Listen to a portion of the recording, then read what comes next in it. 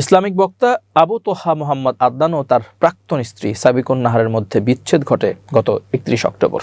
এই বিচ্ছেদের মাসখানেক পরেই তারা ফের বিবাহ বন্ধনে আবদ্ধ হয়েছেন। মঙ্গলবার এ তথ্য জানিয়েছেন সাবিকুন নাহার নিজেই। আবু তোহার সঙ্গে আলাদা হয়ে ফের কিভাবে একসঙ্গে হলেন বিষয়টি নিয়ে লিখছেন, দুনিয়াটা ক্ষণস্থায়ী, পুরো দোস্তর ধোঁকা, নিখাদ এক প্রতারণা। কতদিনই আর আমরা বাঁচবো এই দুনিয়ায়, অন্তত পরকালের চুলচেরা হিসাব আর চিরস্থায়ী জান্নাতের সাফল্যই যে সব।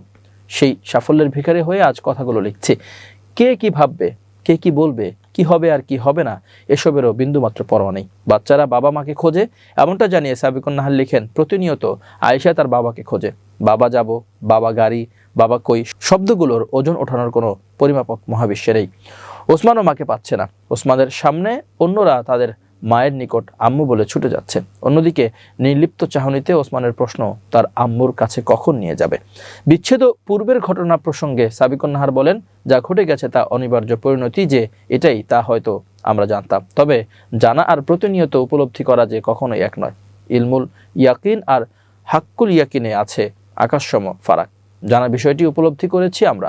বেশাক আমাদের ভুল ছিল, কিছু ভুল বুঝেছি, বোঝানো হয়েছে। ওসমানের বাবার প্রতি প্রগাঢ় মহাব্বত থেকেই অস্থির হয়েছি। কিছু রাগ, জেদ ও সীমালঙ্ঘন হয়ে গেছে। সাথে মানুষ ও জিন শয়তান বিচ্ছেদের জাদু কিনা ছিল।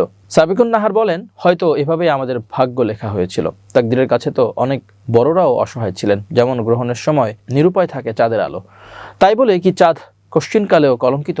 সে যে আজন্ম আমার চাঁদই ছিল। দুরাচার শয়তান সঠিক সময়ে উপযুক্ত সিদ্ধান্ত নিতে প্রতিবন্ধকতা সৃষ্টি করেছে বারবার। শুভ্র স্বচ্ছ সুন্দরের চিন্তায় ইবলিসকে তাই ঠাঁই দিয়ে নি আর।